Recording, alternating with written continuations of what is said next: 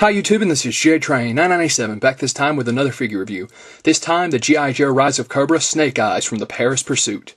Now, Snake Eyes comes with his hand-forged Arakashigage katana, a handgun, a knife, a rifle, and of course his wolf Timber. Interesting little tidbit. Timber in the classic lines was always gray. Here, he's obviously black. Black Timber was usually considered a variant, harder to find. I know it was the same way in the 25th anniversary line, but oh well, probably not the reason they made him black.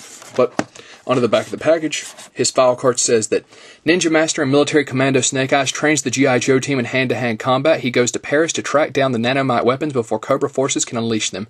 His loyal pet wolf Timber is trained in ninja tracking and protection.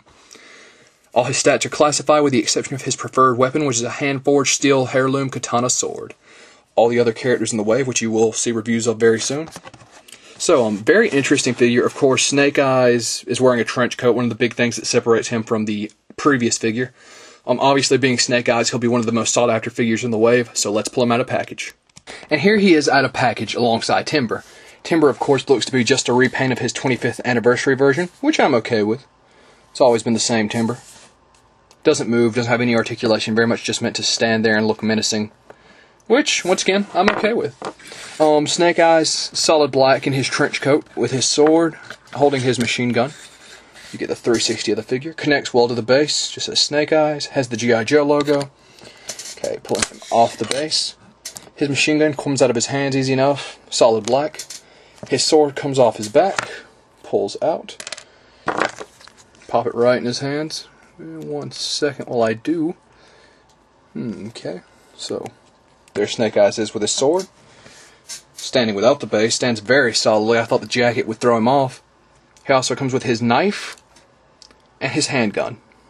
Neither of which have a storage place on it, which for this line did really surprise me. Thought that the figure would have a place to store the weapons for sure. But also something interesting, if you really wanted to take the trench coat off, there is a snap, and he starts to pull back. I'm not going to. Seems like it'll be a real pain to get him back onto the base.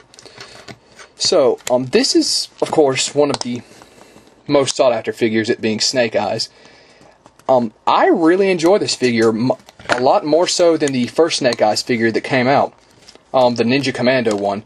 A lot of people I've heard don't like the look of him in the trench coat, but I think in the Paris Pursuit scene, he's wearing it in the beginning, and then once the action starts happening, he throws it off. If you watch the trailer, the Paris scene is where he's flipping from the top of van to the top of the other van, and just doing all that crazy, awesome Snake Eyes stuff. So, without further ado, this is JTrain997. The only problem I had at all with this figure is that he can't hold his handgun or his knife. Well, I mean, he can hold them, but there's no storage place. So, really liking him. Definitely recommend him. 9.5 out of 10. And I'll see you soon, YouTube. Oh, also on a side note, once again, I know I hate tacking these things on, but kudos to this figure for not having one of those giant, oversized rocket launchers. Definitely gets points in my book for that, for, just not going along with any of these things. Glad to see that they didn't think that the figure needed it. So once again, sorry for the tack on, 9.5 out of 10. See you soon, YouTube.